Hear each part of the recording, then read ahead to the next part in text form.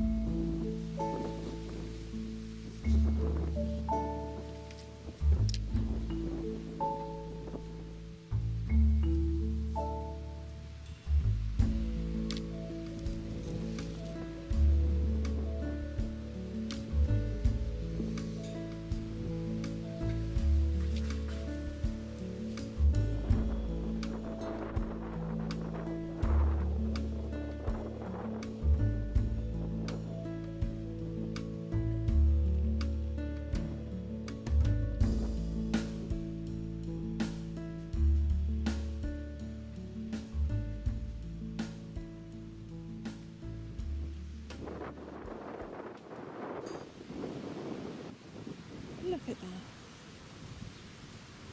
A wigwam of absolute perfection. Well, if you squint it is. Not quite as good as yours, Nigel. I've tried my best.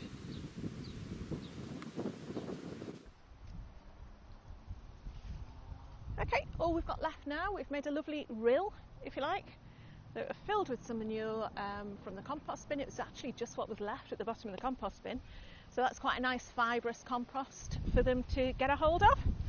And now the best part, putting in the beans. Now Mike's already planted some of these in a pot, which has decreased my seed somewhat, but we're not going to argue. I've got 8 canes, and I have got, oh well done, I'm not going to count that one. I've got, let's get rid of that. There we go. 1, 2, 3, 4, 5, 6, 7, 8, 9, 10, 11, 12, 13 beans. Okay, so what I'm going to do anyway, I'm going to plant them. All I'm going to do, this is so soft because I've dug it anyway. Look at that.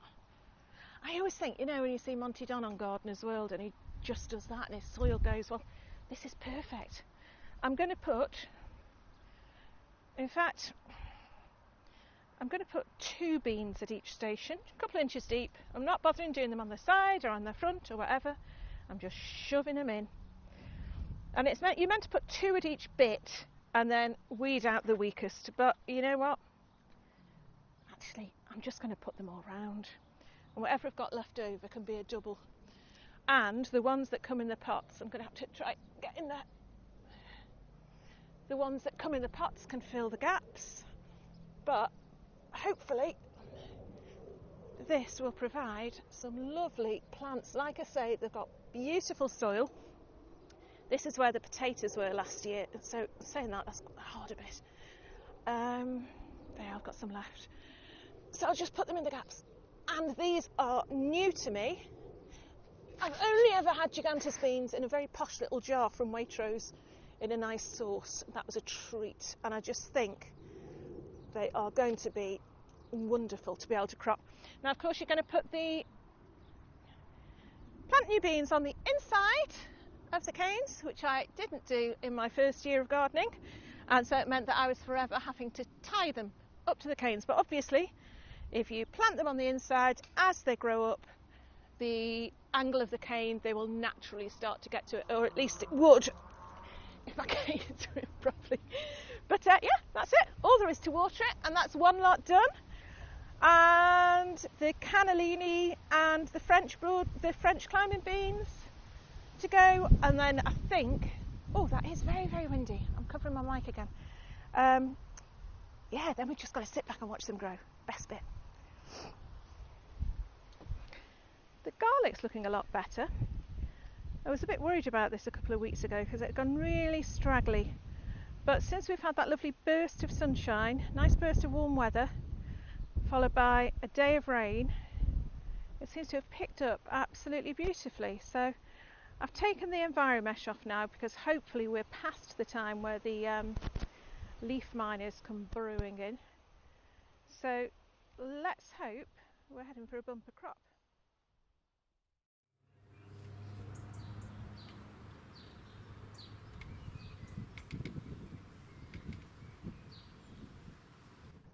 Okay, I'm hoping that you can work out here. I've got 9 nice dug holes that I am going to plant my squash in. Now this year I'm going to be direct sowing my squash, so we should still be fine. They sort of say late May, early June is okay to direct sow. So what I'm doing today is basically just getting the bed ready. I've dug nice 9 holes. I'm going to fill each hole with a mixture of compost from the bottom of the compost bin, what's left, and what's left of the bag of manure that we had as well. Fill as much as I can, put it evenly in the holes, cover it back up, and put a little marker in the middle of each hole so that when I come back next week with my squash seeds, because to be honest I've forgotten them today, I'm going to be just planting them in, they'll be all ready to go. So the next thing I need to do is just fill the holes with some compost.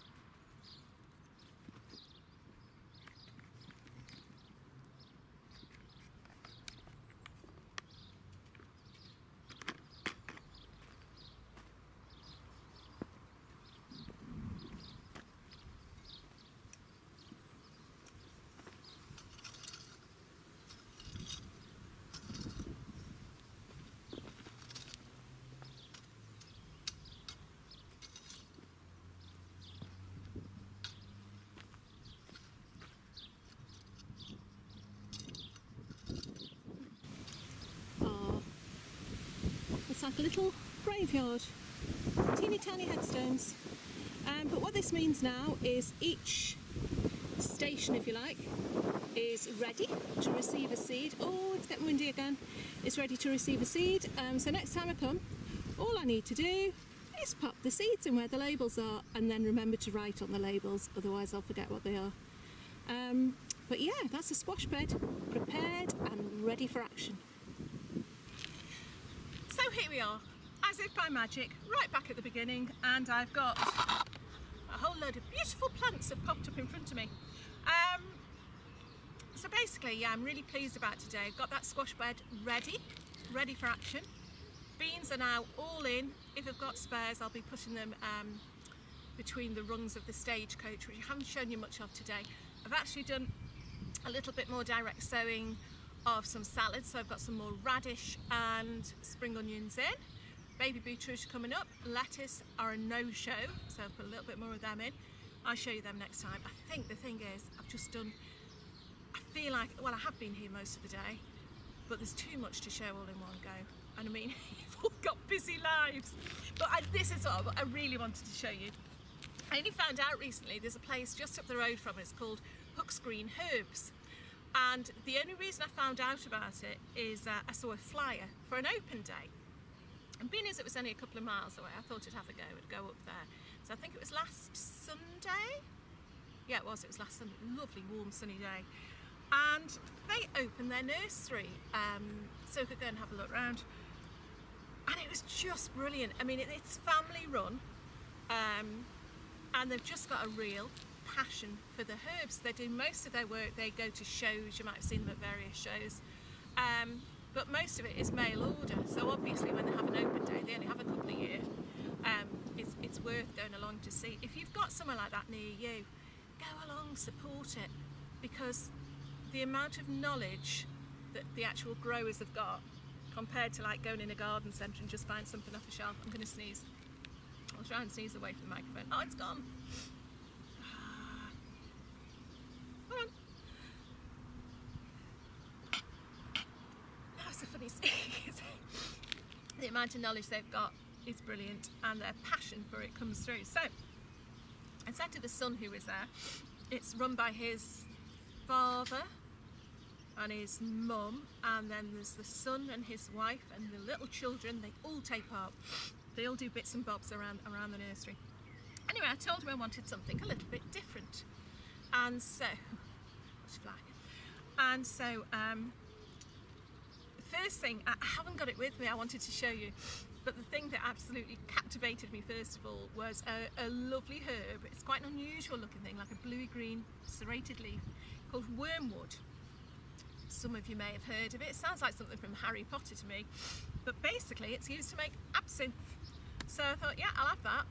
Not that I'm going to be making absinthe anytime soon, but I love that whole story. I love the whole provenance, as they tell on the Antiques Roadshow.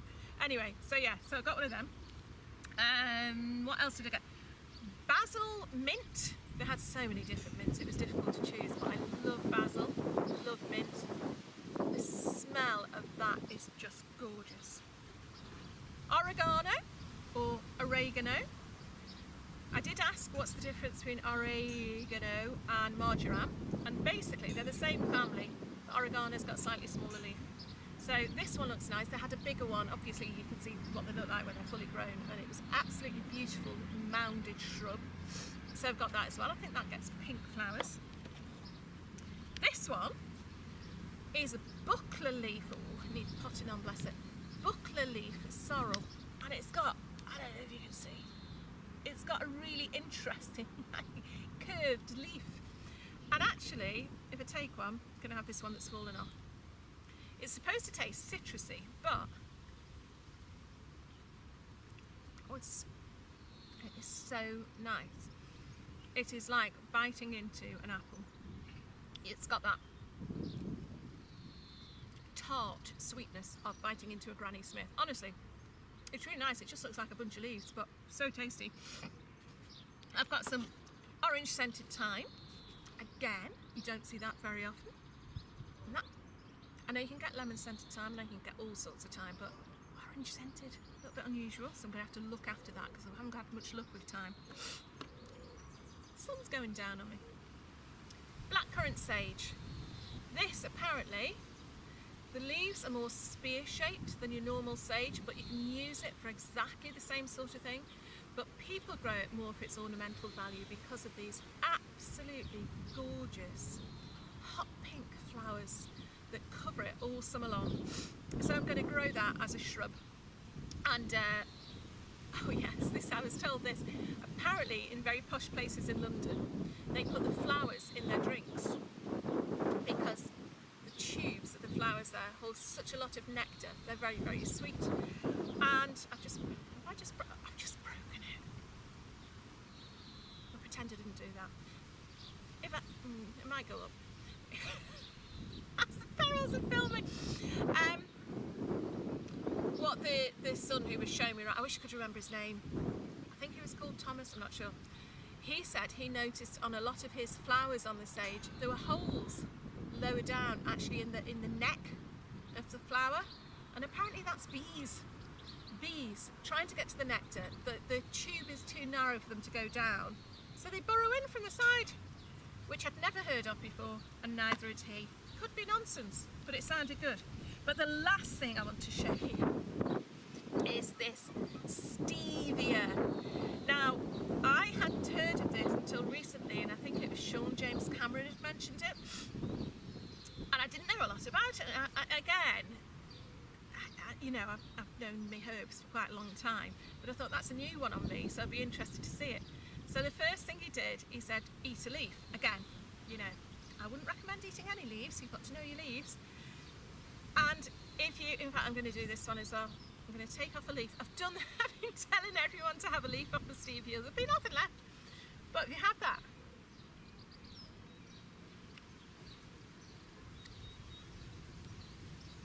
it takes a few seconds and then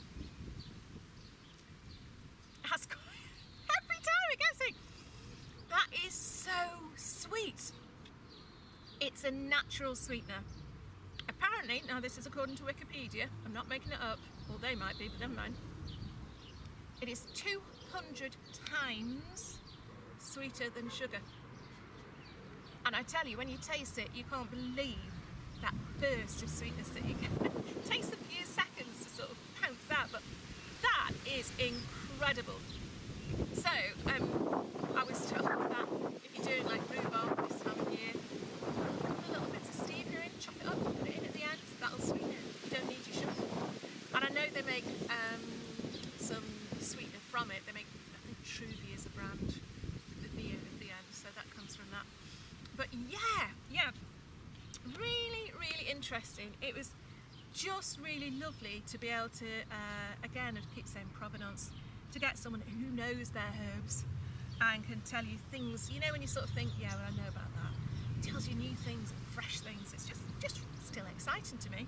So anyway, sad maybe, but there you go. Anyway, you can see the sun is going down. It was out when I started. It's decided to tell me to shut up by just going in. So I will get going. We have been blessed, I think I mentioned before, with absolutely glorious weather this week. And I feel like the 3 or 4 week delay that we've had starting the season with the long winter that we've had has almost been, well, I think we've progressed a week now. I think we've done, we've gained one of those weeks back with just lovely weather. And then yesterday, rained all day. As many of you out there will think, instead of going, oh, it's raining, can't get out, when you only have it once a week, yes, it's fantastic. You know that your plants are all getting watered. You know that it's putting the goodness back in the soil. When I filmed earlier on in the week, or I think I was starting on the beans, it was like dust. The top of the soil was like dust, and we've got good soil. But today, just working with it today, it's just been gorgeous. It's just been crumbling in front of you. Anyway, I'm getting too excited now. I'm too excited about the soil. It's time for me to go. Hope you've enjoyed this episode. Hope you've enjoyed the good weather and that you're going to have a great bank holiday weekend where we can...